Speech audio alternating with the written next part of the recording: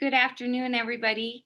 Welcome to Labor and Delivery, bringing babies into the world. The Iowa Intermediary Network is excited to be with you this next half hour and have a couple of great professionals to guide us through their career pathways and their involvement with a very hot topic, it seems, amongst many high school students, and that's labor and delivery. We will allow each one of our presenters some time to kind of explain to you what they've done in their backgrounds. And we also have some exciting pictures for you to see. So I guess maybe just sit back and we'll let our panelists take over. Today we will be actually hearing from Sarah Koppel with Unity Point Health in Des Moines and those hospitals in that area, and Rebecca Winke with University of Iowa Hospitals and Clinics in Iowa City. Unfortunately, Casey is unable to join us today, but we do thank her for giving some information for us for our presentation today. So without further ado, I'm going to go ahead and turn it over to Sarah. And Sarah is going to start us off and share with us what she does there at Unity Point Health in Des Moines. Yes, hello. Let me go ahead and just share this really quick. I wanted to make sure it got the right thing. Does that look all right? Looks great. Okay. So we'll be talking about the role of the OB nurse in bringing babies into the world, the maternity nursing profession. I'll talk a little bit more about myself here in just a minute. I do have a disclaimer. I do love pictures and videos. I really do think they help you visualize what we're trying to talk about and what we do. They're all either my own images or Google images or Google videos. And so we'll start with a short video demonstrating our profession in action. So it's actually of a delivery from a maternal perspective or somebody kind of off to the side of the shoulder. So it's not too revealing, but I did want to give you a heads up of what the video is. It's pretty brief, so I'll go ahead and start it. Double cord. Oh, hello. wow. That's a lucky baby. Okay, baby. Okay. Becky, let me just... A lot of poopy. Okay. You got it, girl. This is gonna be it. Here comes your baby. You wanna grab it? What is it, Daddy? It's a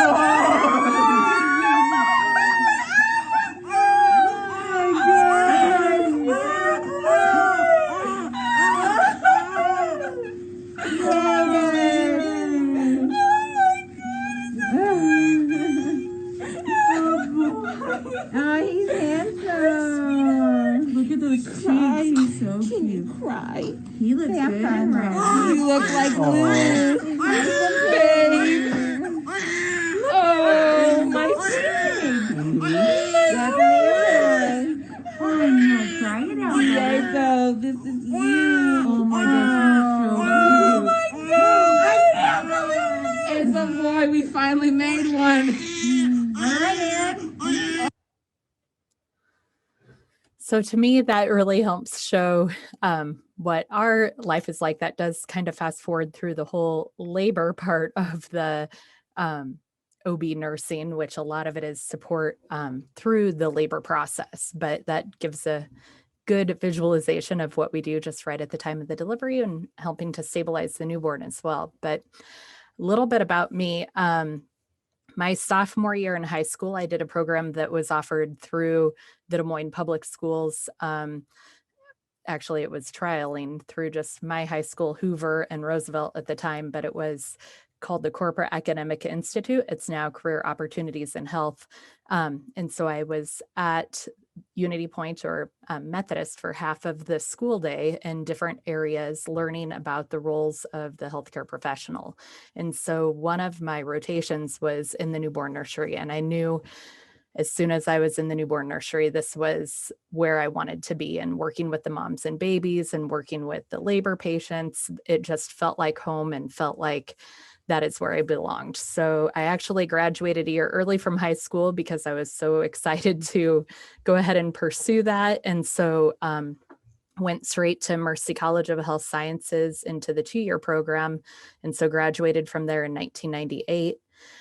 At the time, OB was a very hot place to work. You had to have experience to get in, or they didn't have any new grads at the time. So I actually started off in adult psych. It was the second place that I loved. So I worked at Broadlawn's Adult Behavioral Health Unit as a psych tech. Well, I finished off nursing school and then as a new nurse. And then worked there for a year and a half until September of 1999 when I found an opening and started my dream job at Unity Point Health Methodist Maternity Center as a mom-baby nurse. Since then, I've been in a variety of roles, have trained to labor and delivery, team leader, was the unit-based educator, and currently I'm the clinical education specialist. And all those roles were always in maternity though. So for OB, there are openings anywhere or everywhere. So they can be in a variety of acute care settings, long-term care, educational institutions, chronic care, or community care. And you can see a lot of the examples listed up there on this slide. But even when you get into OB, there are a lot of different roles that nurses can do as an OB nurse as well. Like I mentioned, I had been a bedside nurse. You could be the manager, supervisor, patient care coordinator. Different hospitals have different roles or names for roles too, or resource nurse, clinic nurse. We have a lot of OB nurses that also are in like insurance and care coordination with that. Teacher for nursing schools, advanced nurse practitioners, or health educators. So nurses in general have the role to observe, assess, record symptoms, reactions, progress for patients, assist physicians during procedures or surgeries, administer medications, manage care plans, the plan of care, educating the patients, and then also helping the individuals to improve or maintain their health. In Iowa, there are 2 different types of training programs to prepare a student for the nurse role. You can either do an associate's degree program or a bachelor's of science in nursing degree. Usually the associates is a 2 to 3 year program and the bachelor's is a 4-year program. Now there are some accelerated programs where you can get through it faster, or if you are need to space it out, sometimes they can go longer as well. There are advanced specialties too. So once you become a nurse, you can go back to school, or you can do it from the beginning too, but become educator, nurse practitioner, nurse anesthetist, midwife, clinical nurse specialist. Some of the different roles do require a doctorate, just depends on what the role and what your goal would be as well. For me, I was excited to become a nurse and became a nurse with just the 2-year program, and then waited until I had children and everything and went back to school and got my bachelor's degree. I thought as I was single with no kids that I was too busy to do that. So I waited till I had all the kids to go ahead and go back to school to get my bachelor's degree, and then did go ahead and continue after that and got my master's in 2018. So within maternity nursing, it's different depending on what setting you're at, a community hospital or a big university versus other hospital might be different roles, even in the OB realm. So for us here at Unity Point Health in Des Moines, for Methodist Hospital, we have labor and delivery and mother-baby nurses. And then at Methodist West, we have perinatal nursing, where the nurses do labor and delivery and mother-baby, and they're cross-trained between those 2 specialties. An example day in the life of an L&D nurse here would be you would get report, could be an induction or a laboring mother. You'd assume the care, do an assessment, provide interventions and support for them throughout their laboring process. help out at that time of delivery and then do their initial postpartum and newborn care. They could be end up in the operating room with a C-section, and it could be scheduled or unscheduled. So they might come in for a scheduled C-section, or it could be unplanned. And for that, our nurses actually circulate in the OR and continue with the same patient that they were assigned. Additional roles that we have are the antepartum nurse, where you could care for patients while they're might be in preterm labor or having problems with their pregnancy, or as the triage or OB-ED nurse. That's when people would come in thinking they might be in labor or having some concerns, and then they would be checked out. For our mother-baby nurses, usually they have around 3 to 4 couplets. They would assume care of their patients, and then provide assessments, interventions, education for postpartum and newborn care. We also have baby catchers, or nursery nurses, but they attend the deliveries to perform the initial cares and stabilization of the newborn. And as I mentioned, the perinatal nurse does all of that above. So at Methodist West, the nurses would do all of those things, and then also provide care to a newborn that might be a little bit sick, but not needing the higher level that the NICU downtown would provide. We do have a level 2 nursery at Methodist West, but if it does need the neonatal intensive care unit, then the baby would be transferred to Methodist. For NICU nurses, I know we're focusing on labor and delivery, but just to provide a little bit of knowledge for you, they actually here care for 24 weeks to post-term newborns. Depending on their acuity, would care for 2 to 3 newborns at a time, and their orientation is 12 weeks. That's really all that I have. I do have some fun pictures. We have little tools that we use to help be able to assess or demonstrate how far somebody is dilated. And so that's one of those tools there. And then different pictures of nurses supporting patients throughout their labor and delivery process.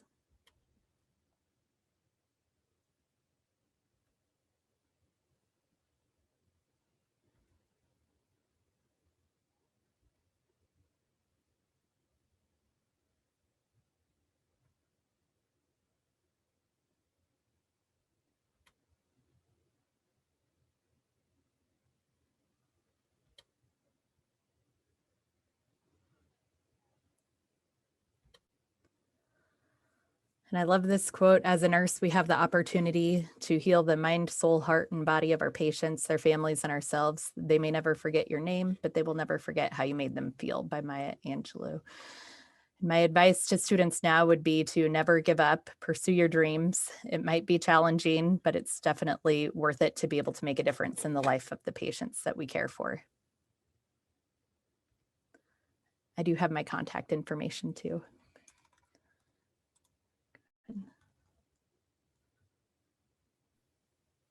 Thank you so much, Sarah. Yeah. Rebecca, would you mind sharing with us what you do there at University of Iowa Hospital and Clinics? Sure. My name is Rebecca Winnicky, and I am an assistant clinical professor at the University of Iowa. And unlike most certified nurse midwives, I don't work for the Department of Nursing. The midwives here at the University of Iowa work for the College of Medicine and the Department of OB-GYN. There are 8 of us, and we cover many clinics and labor and delivery. Midwife, if you all don't know, means with women. And so midwives are experts at women's health care. We, just like you would go to a primary care provider, we do primary care for women. We do intrapartum, which is during labor, antepartum, which is during pregnancy, and postpartum care. We are we have many roles. Um, Here in labor and delivery, I have two roles. I will be caring for and assessing a patient who comes into labor and delivery, but I also have a second role. I was hired, and were all of the midwives here, to teach medical students and OB resident doctors about normal labor and delivery and healthy mothers. The obstetrician faculty teaches them how to do C-sections, how to deliver babies with forceps and vacuum extractors, and teaches them how to care for high-risk patients. And we teach them as midwives how to recognize what's normal and know when not to intervene. Um, we in with a patient in labor, the biggest thing that we do is provide support and education to those patients. Mothers are autonomous people and able to make decisions about their health care as long as they are given enough information to make those decisions. And so one of the biggest things that we do is give them information or tell them where they can find information that they need to prepare for labor and birth. I also have the privilege of getting to deliver babies, and it is an amazing thing to be able to be the first person to place your hands on a new baby and hand it to the parents. And that's one of the reasons that I went to midwifery school. I started out as an associate degree nurse going to a community college, and then went to the University of Texas and did their bridge program that was an associate degree to bachelor's degree, 1 year bridge program so I could get my bachelor's degree. After that, I worked in a very busy labor and delivery unit. I worked at the University of Texas Medical Branch in Galveston, and we did 750 deliveries per month. It was very busy. We would deliver one baby and then move on to the next mother. We had a very high risk population at that time. And I helped to start a critical care OB program there at the University of Texas and worked as a critical care OB nurse for 4 years. After 4 years of that, though, I decided that I really needed to stop thinking of pregnancy and birth as a disease process, because that's all I saw were high risk patients. And so I went and apprenticed with a friend of mine who was a midwife and worked with her for a short while to see if midwifery would be a better fit for me. And I loved low risk women's health care and labor and birth so much that I went to school and got my master's degree and did my certification in midwifery. Most of the time, to be a certified nurse midwife, you'd first need to have an education in nursing, and it usually requires a bachelor's degree in nursing then to get into um, a midwifery program. There are a few midwifery programs left around that are master's degree programs, but most of them are moving towards a doctoral program, and it will be a doctor of nursing practice or a PhD program. Here in Iowa, the need is so great for expanding the number of care providers in obstetrics and gynecology.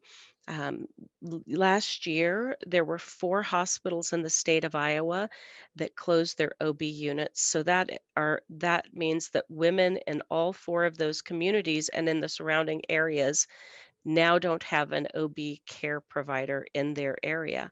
And so here at the University of Iowa, we applied for a HRSA grant and got a $5 million grant awarded to our hospital and our department to expand OB care in rural areas in Iowa. And part of what that program goes to is starting a nurse midwifery education program that will be starting here at the University of Iowa. The first class of midwife students will start here at the University of Iowa in the fall of 2022. So if you're interested in that, we would be happy to talk to you about it. So the outlook for careers in midwifery are expanding greatly. It is hard for a small community to support more than one obstetrician because the cost of operation for their practice, for because of liability insurance and overhead and other things.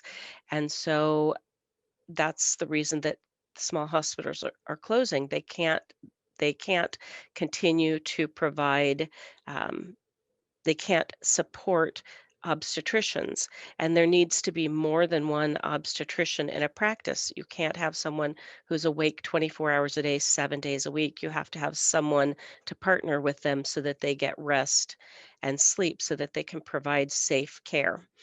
And so midwives are a good answer to the problem of not having OB care providers because the liability for midwives is much less in cost, and midwives take care of low risk patients, and midwives in rural areas would transfer their high risk patients to a tertiary care center so that they could have a higher level of care. Um, Another question that I was given was, what personality traits and skills are important when considering a career in midwifery? I think the biggest thing that the biggest personality trait is you need to have patience. Um, Babies come in their own time, and they really shouldn't be rushed. And so, just being able to wait without intervening in the arrival of a baby is the biggest, I think, the personality trait that's important. Um, how has labor and delivery changed during the course of my career? I graduated from nursing school in 1982, so I have a really long career. Um, Labor and delivery has changed dramatically since that time. When I started in labor and delivery in 1982, um, women didn't have any choices. Everything was controlled by physicians, mostly male physicians at that time, and women were told what they would do, how they would deliver, and who would be delivering them. And during the night, over the 1980s, that started to gradually change. Women were demanding that their partner was allowed to be in the room with them. They didn't want to be restrained during delivery. They wanted to have choices about what position they delivered in, who was going to deliver them, what the atmosphere was going to be like, and when they would have intervention. And that has continued to increase through today. At this time, women have a great deal of autonomy. They choose most of the time their healthcare provider based on what things that they want and how they want their delivery to be done. Women, if given the information they need, can make informed decisions about their health care. And that's one of the biggest parts of being a midwife is I give them information and education so that they can make these decisions. Um, if you have any more questions about midwifery, I would be um, happy to answer your questions. And if you go to the University of Iowa website for the Department of OB-GYN and Division of Midwifery, we have all kinds of information there that is available. You can send messages to any of our midwives if you have questions, or to myself.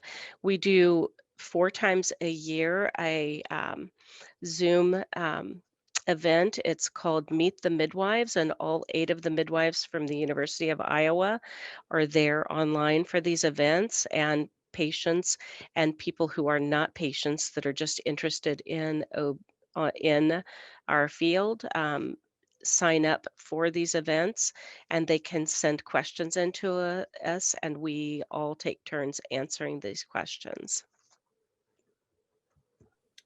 Thank you, Rebecca. We appreciate all of your information, and interesting to hear how things were done maybe back in the 80s and early 90s. So thank you for that information. Casey is also here joining us from CHI Mercy in Council Bluffs. So Casey, please introduce yourself and give us a little background about yourself. Yes, thank you for having me. I'm sorry I'm a little late to the meeting. I just want to make sure you can hear me first. Okay. Yes, you're good. Yep. I live in a very rural area and I don't have good internet, so I am praying that it holds up for the rest of this meeting.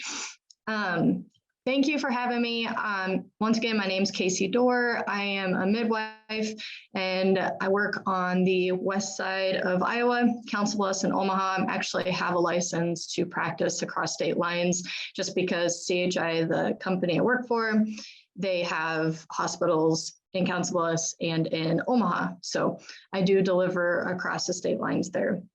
I started off right out of high school, went to nursing school, and thought I wanted to be a nurse practitioner, or a neonatal, work with little babies. And then I got into my rotation and I didn't like it. I was like, this isn't necessarily my cup of tea. I don't know what it was, but I thought I was more of I actually enjoyed the psych unit a lot. And so I kind of got involved with that. But I worked through school, became a CNA, a unit secretary. I just wanted to get a lot of experience in different areas of the nursing field.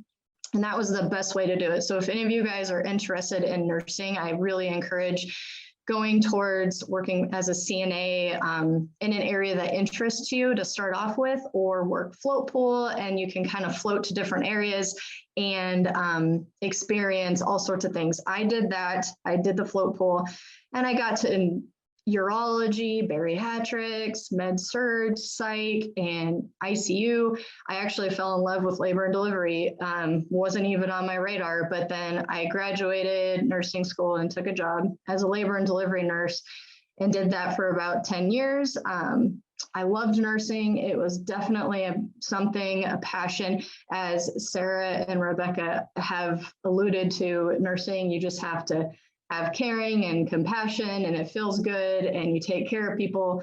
There's some bad parts to labor and delivery no one wants to talk about when we lose a baby, and that experience is sometimes humbling, and you have a lot more awareness, but there's amazing good things. As Rebecca said, I mean, holding a baby is just amazing. It's one of the best joys in life you can have. So I realized that I wanted to do more on, I had a lot of patients who came in labor and delivery, and they just didn't have enough education, or they were suffering from generation issues of drugs, obesity, just not good nutrition. They didn't really know what they're doing. We have a lot of teenage population in our area. So kind of getting on board and helping change some generational lines was what I wanted to do. So I worked with the midwife at our facility in Council Bluffs, and she has been in the area for 50 years. She's a fantastic midwife, and she pretty much pushed me to go back to school. And I owe her everything, because this is the career that I was meant to do. You just know when you're doing it. So it was fantastic. I've been a midwife for about 6 years now, so I feel pretty new still, but I'm at that area where I've experienced a lot and done a lot. I've only probably delivered about 400 kids. It's a lot, but it doesn't a whole lifespan. I'm nowhere near where Rebecca is, but it's a beautiful thing, and I love it.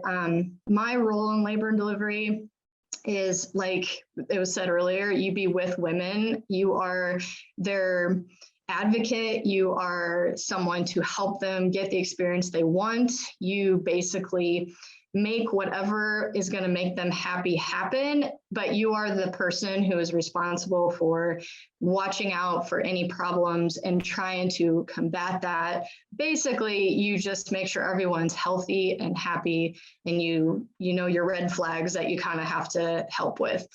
I live in a unique area where we have a lot of farm communities. So I have a lot of strong farm women that don't want any intervention, and they do great, you know.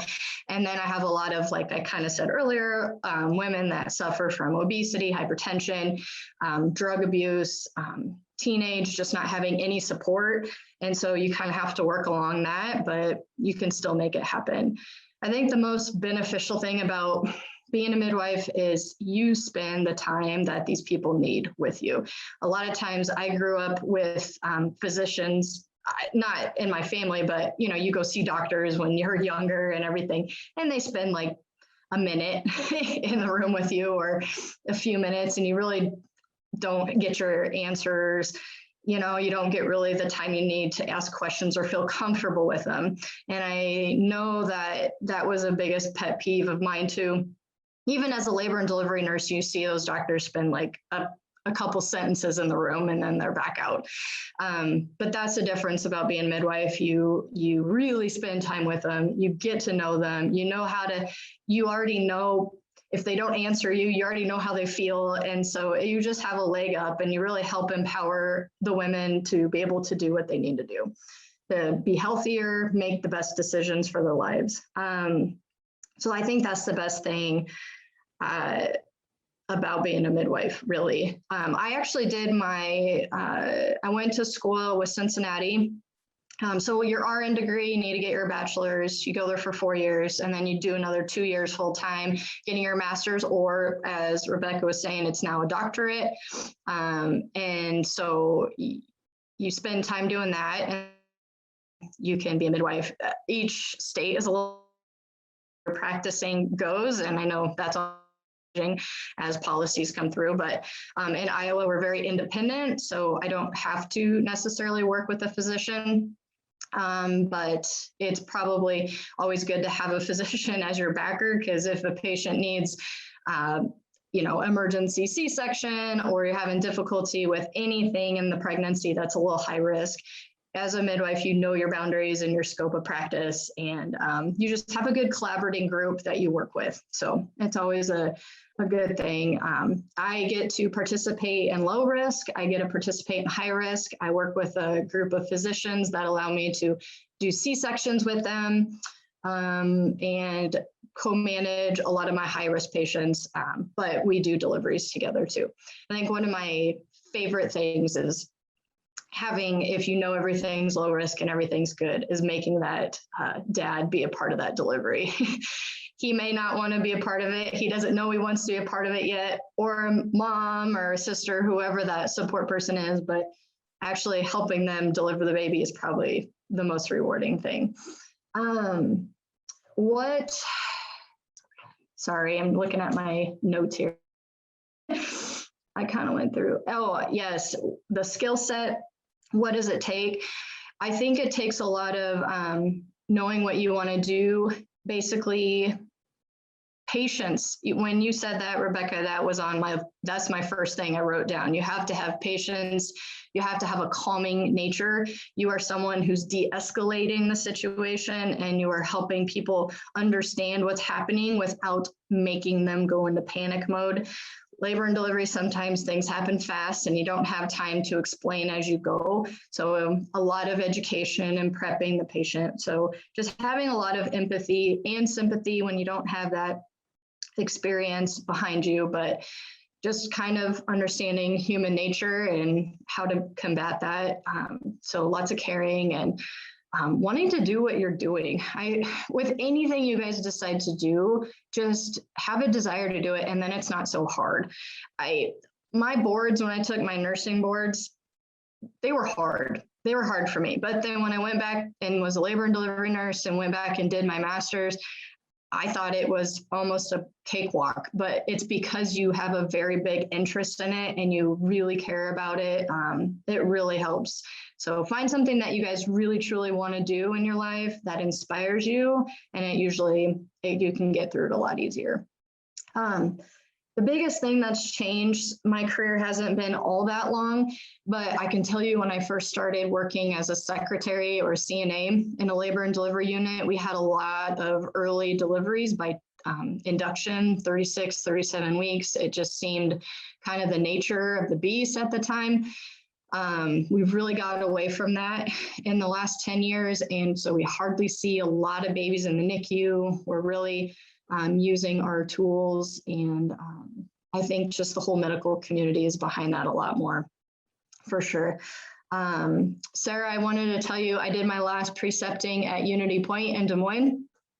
I got to follow some of the midwives up there, and it was a very good experience. They really taught me a lot about, just hands off.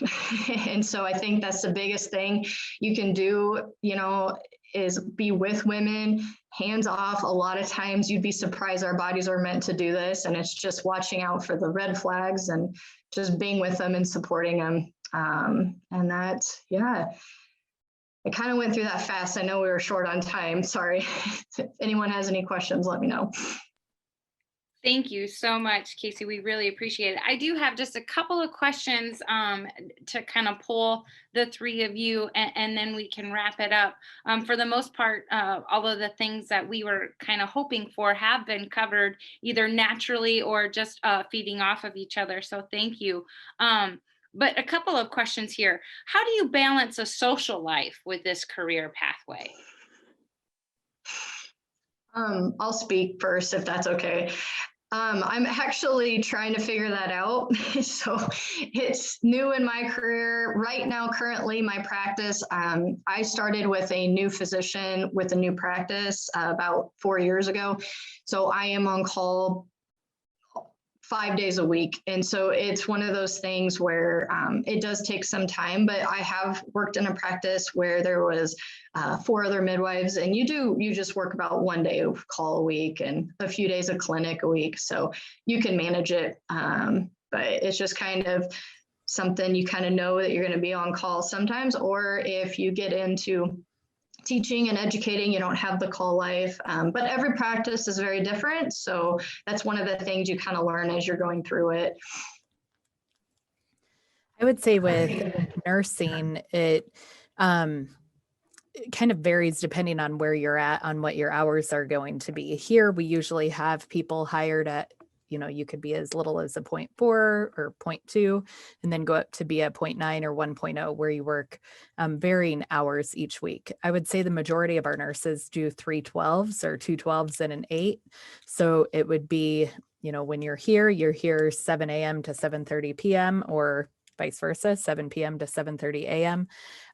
But then you would have a few days off each week as well. So it's, I think, a lot different than the midwife and being on call to take patients, where you have to do the 24-hour call and have to have that as a OB nurse. It would be more you're on your shift and then you would go home. So that would be a little bit maybe more easier to balance.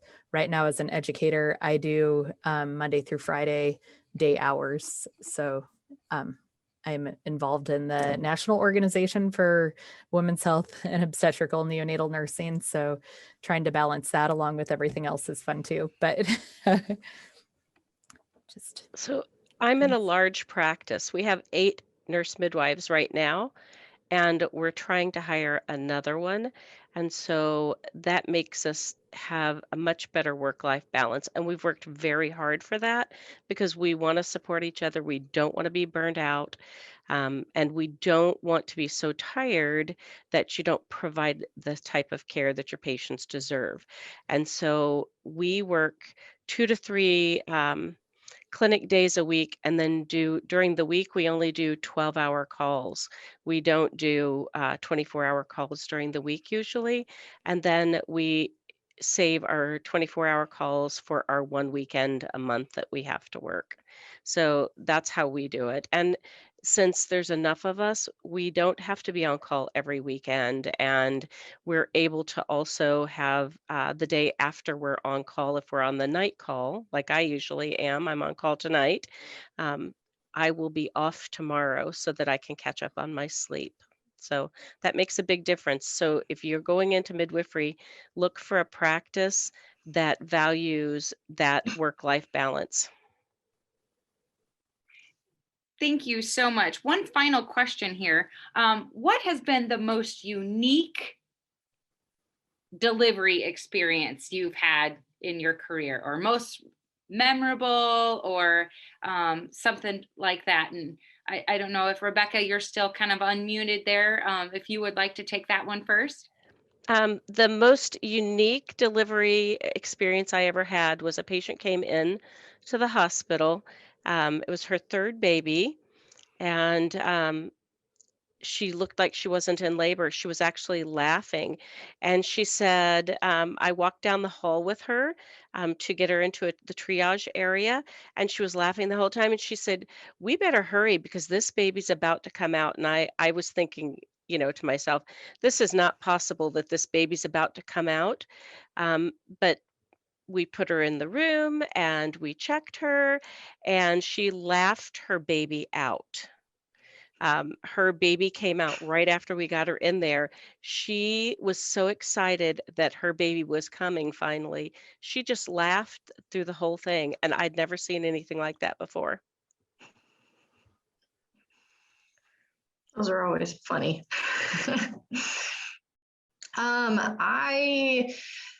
I think last week I had a unique situation, and there's always the good spontaneous ones that come fast. This one was a little different. I've never had it happen, but it was a gal who we actually were inducing her because one day the baby was breached, the next day the baby was head down. Breach means the butt is down. And then it was just, so we call it a labile presentation. And so the physicians were helping. She was almost her due date, and so we induced her. And head down, we're avoiding a C-section. The mom, it was her 5th kid, so she knows she could do it. And halfway through the day, her water broke, and they called me, and I'm like, perfect. I was in clinic. I'll just walk up there. And the baby looked great on the monitor. She's like, I don't even feel uncomfortable, but she was contracting every 2 minutes. And I check her, and when I put my hand in to check her, the hand of the baby was inside the vagina, and the baby was holding its own umbilical cord, almost handing me the umbilical cord. And I was like, okay. So you guys may not know, but anytime the umbilical cord is hanging out through the cervix into the vagina, it's a C-section. There's no way we could put it all back. The baby's hand, it just wasn't at the hand. It was like all the way to the elbow, and she was in there sideways again. So that little turkey made mom have a C-section, but everything ended up fine. It was just a very, okay, haven't had a baby hand me its own umbilical cord before. So it was a interesting experience, but as you know, every day, no matter how long you've been in the profession, there's always something that's different. One of the most humbling experiences I actually had over this last weekend, my sister, I got to help deliver my sister's baby. She had her 3rd boy, and it was a VBAC, so it was a successful VBAC. Worked a good 36 hours to do that, so I was happy, and his name is Leighton, so cute. Congratulations on your nephew. Thank you. I think my most memorable would be while I was actually orienting to labor and delivery. We wait to take the bottom of the bed off until the physician comes into the door. And so my preceptor had said, yep, go ahead. Here she is. Here's the doctor. You can go ahead and take it off and do a prep. We were doing different kind of prep at the time, but vag prep. And so was doing that, and I'm like, the baby's coming, and they're like, oh no, yeah, we know, I'll be over there in a second. And she's scrubbing, and I'm like, no, the baby's coming. And I could just like see it coming, like bulging out of it. I'm like, okay. And like the baby's here, like holding the baby. And I was covered with amniotic fluid from like saturated through everything. So now then after that, I was like, oh, okay, so even with the physician or midwife, whoever in the room, we're going to wait till they're actually physically present with a gown and glove on, ready to go before I'm doing anything with the bed. So that was quite memorable for me while on orientation. So Nice.